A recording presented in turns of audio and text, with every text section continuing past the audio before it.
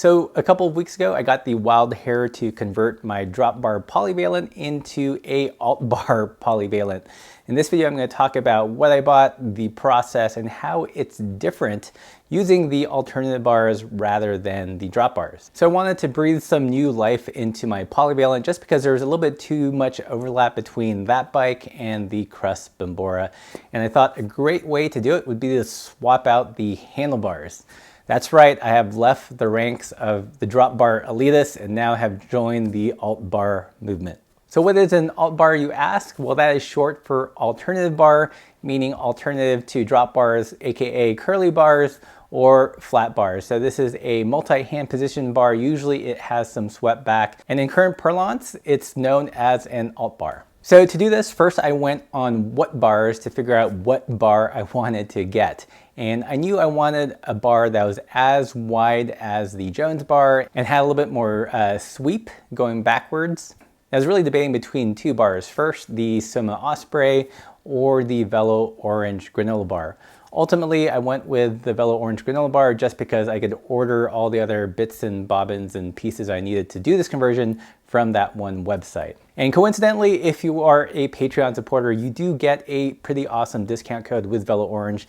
And this was actually my first time using one of our Patreon discount codes, and it was awesome. So what I ended up ordering was the Velo Orange Granola bar, some Tektro brake levers, which were designed around short pull brakes. This is pretty important. If you have road cable disc brakes, they actually use a different pull than mountain bike disc brakes. For shifters, I ordered their shifting pods and harvested some old bar end shifters from Laura's bike. And these shifting pods work pretty similar to Paul Thummy's. In terms of grips, I decided to try out the very classy, very French Rustine handlebar grip. I think we heard the story about how these were made from Igor in a previous video, but basically they had to reboot this old rubber handlebar stamping machine to make these grips. So just a touch of class. In terms of doing the actual conversion itself, it went pretty smoothly. First, I had to remove the drop bars, and my goal was to reuse as much housing as possible, so I didn't bother cutting them off. Once I got the drop bars removed, I mounted the new granola bars. I already had the grips installed as well as the brake levers, put on the shifting pod, and attach them old school 8-speed bar end shifters on the handlebars. I was lucky enough that I didn't have to deal with cutting any new housing. The shifter housing and the brake housing was more than long enough to make this conversion possible. The brakes were pretty easy to set up. Again, I was using the TRP Spires in the road version, so I needed special Tektro brakes with the correct amount of pull. In this case, short pull to make it work. In terms of setting up the shifters, that was actually super easy. So the limit screws were already set up from using the road drifters. So essentially I just had to tighten the cables and I was able to shift both the front and rear derailleur no problem. Amazingly, the drivetrain, even though it's a more modern 11-speed drivetrain, the 8-speed Barcons on the thummy pads were able to go through the entire range in friction mode. So I wasn't quite expecting that, but super stoked that it worked out. I will make a note that one big advantage of having cable actuated brakes is that I could do this whole conversion at home. We're currently in the process of converting Laura's Cutthroat into a alt bar bike. And because it was hydraulic, I had to send it off to a shop and it's gone for like 2 weeks now. And it's gonna cost way more money. So enough of the installation details. How did it ride? Was it better than a drop bar bike? This is where things got pretty interesting. I think typically when you think of a swept bar bike, you usually think of a slow, pokey bike, and that's mostly because you see these handlebars on cruisers. However, putting it on a road bike or an all-rounder bike actually makes for a really quick ride.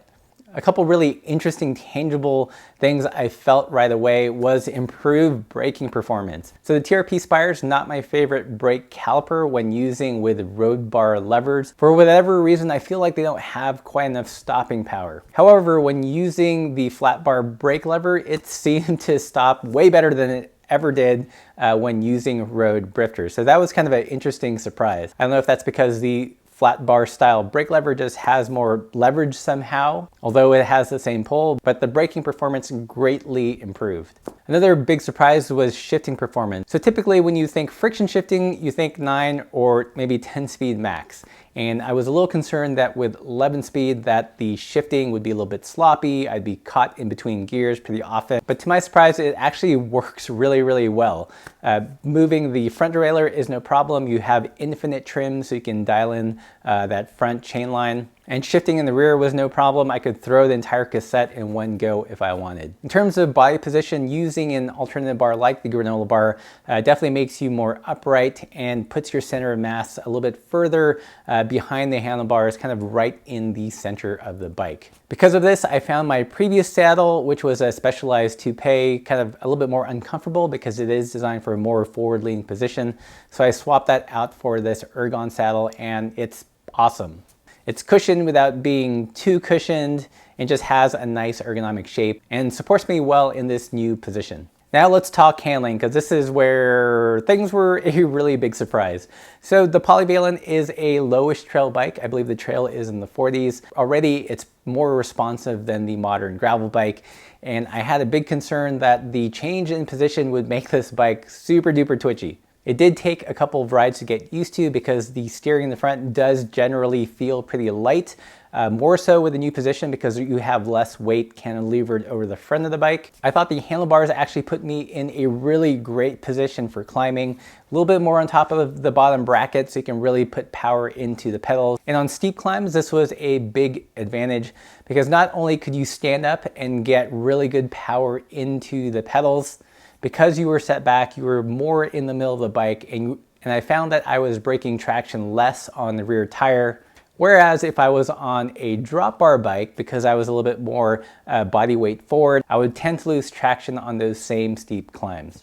So for me, a pretty noticeable improvement in terms of climbing. When descending rough and rocky stuff, this was also another big surprise. I generally felt that rocky descents were less sketchy just because I was already a little bit further back in the bike. Less of my weight was on top of the front wheel, so it was more comfortable because it wasn't super jarring. And the front wheel also tended to surf over things that it would usually kind of cut into on a drop bar gravel bike. So rocky, sketchy descents, big improvement. I felt like I could descend faster on the rough stuff with this setup rather than a drop bar bike. So I know what you're thinking. It can't all be perfect sunshine and rainbows.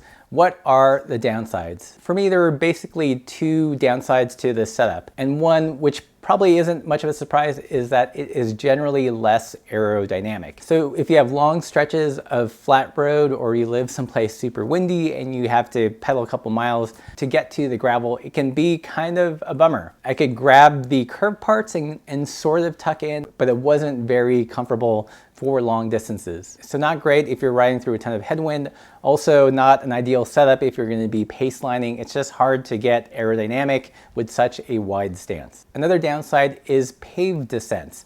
So whereas I liked that lighter feeling and that more setback position on rocky descents because it allowed the front wheel to glide over things, on a paved descent where you want a little bit more weight forward or where you want to tuck in a little bit more, it was hard to get in a comfortable position and still be able to reach the brake. I think if I put a little bit more weight in the front basket, that would definitely help. But generally in the lightly loaded rides that I've been taking it on, those have been the two big disadvantages of this setup. So should you do an alt bar conversion yourself? And I would say 100%. If you've got an old road bike with drop bars and want to liven things up, or if you have a bike that has generally felt too long, this is a great way to shorten that reach, switch up the ride feel, and make the bike more interesting. I think ultimately I'm going to keep my Polyvalent in this alt bar mode, and I might experiment with other bars and see how they compare, how it changes handling. I still feel like I'm kind of refining my position. There's a lot more experimentation with an alt bar rather than a drop bar. On the drop bar, there's one place to put the hoods.